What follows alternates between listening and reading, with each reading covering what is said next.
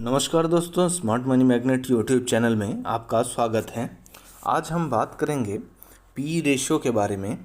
P ratio क्या होता है और ये शेयर मार्केट में कैसे काम करता है। आसान शब्दों में पी रेशियो का मतलब होता है कि 1 रुपया कमाने के लिए आप कितने रुपए देने को तैयार हैं उस कंपनी में। उदाहरण के लिए अगर केपीआई ग्रीन एनर्जी एक स्टॉक है जिसका पी रेशियो 56 है, मतलब कि 1 रुपया कमाने के लिए आपको 56 रुपये उस कंपनी में इन्वेस्ट करने होंगे। अब बात कर लेते हैं कि पी रेशियो निकाला कैसे जाता है।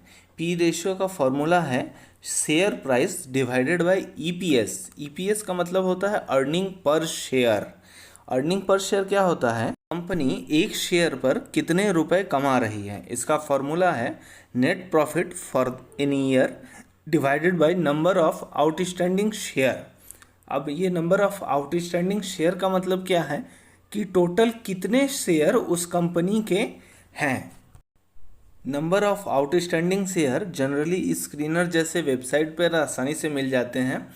अगर नहीं मिल रहे हैं तो आप मार्केट कैपिटलाइजेशन को प्राइस पर शेयर से अगर डिवाइड कर दें तो नंबर ऑफ आउटस्टैंडिंग शेयर निकल जाएगा। मार्केट कैपिटलाइजेशन क्या है?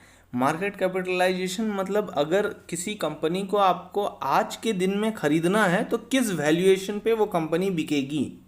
अब इसे एक एग्जाम्पल के रूप में समझते हैं। स्क्रीनर पर केपीआई ग्रीन एनर्जी के स्टॉक का डिटेल खोल लेते हैं। यहाँ पे प्राइस दिखा रहा है 819 रुपये और मार्केट कैप दिखा रहा है 10,755 करोड़ का।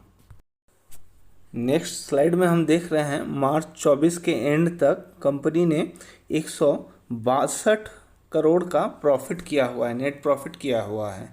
सबसे पहले नंबर ऑफ आउटस्टैंडिंग शेयर निकाल लेते हैं। मार्केट कैपिटलाइजेशन था 10,755 करोड़ और प्राइस पर शेयर ट्रेड हो रहा था 819। तो मार्केट कैपिटलाइजेशन को प्राइस पर शेयर यानी 819 से डिवाइड कर दिए तो 13.13 करोड़ निकलता है, यानी आउटस्टैंडिंग शेयर्स हैं 13.13 करोड़। ईपीएस की बात करें तो net profit for the year जो कि था 162 करोड़ वो हो गया। नंबर ऑफ आउटस्टैंडिंग शेयर हमारा निकल गया है 13.13। अब इन दोनों 162 को 13.13 से डिवाइड करेंगे तो 12.34 हमारा ईपीएस निकल गया। अब प्राइस टू अर्निंग रेशियो का जो फॉर्मूला है share price divided by EPS, तो प्राइस पर शेयर 819 है और ईपीएस हमारा निकल गया है 12.34। तो ये 66 निकल के आ रहा है, यानी पीई 2023-24 के एनुअल रिजल्ट के हिसाब से पीई रेशियो 66 का हो रहा है। यानी 1 रुपये आपको कमाने के लिए कंपनी में 66 रुपीज़ का इन्वेस्टमेंट करना पड़ेगा एनुअल रिजल्ट 2023-24 के हिसाब से। ये पी रेशियो निकालने का फॉर्मूला मैंने आपको बता दिया, कैलकुलेशन भी समझा दी। अगर आप नहीं समझ पा रहे तो फिर से वीडियो को देखिए। और स्मार्टली हम इतना कैलकुलेशन नहीं करके screener.in के वेबसाइट पर जाके किसी भी शेयर का हम पी रेशियो आसानी से जांच कर सकते हैं। अब बात कर लेते हैं P ratio according to TTM. जब हम स्क्रीनर की वेबसाइट पर जाते हैं तो जो पी रेशियो दिखाता है वो टीटीएम के हिसाब से ही दिखाता है। अब ये टीटीएम क्या बोला है? ट्रेलिंग 12 मंथ, मतलब पिछले 12 मंथ के हिसाब से। अब इस चीज़ को ट्रेलिंग 12 मंथ को समझने के लिए हमें पहले समझना पड़ेगा कि एक साल में 4 क्वार्टर होते हैं और चारों क्वार्टर के रिजल्ट्स आउट होते हैं कंपनी के। पहला जो क्वार्टर होता है उसका रिजल्ट जून एंड के बाद लगभग जुलाई में आउट होता है।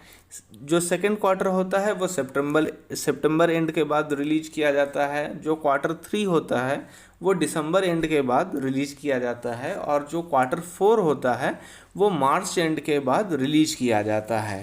ये जो रिजल्ट निकल रहे होते हैं ये प्रीवियर 3 मंथ्स के रिजल्ट होते हैं। जैसे जून एंड के बाद जो जुलाई में निकलता है Q1 का रिजल्ट वो अप्रैल में जून को लेके होता है। सितंबर एंड के बाद जो अक्टूबर में रिजल्ट आता है वो जुलाई अगस्त सितंबर को लेके होता है।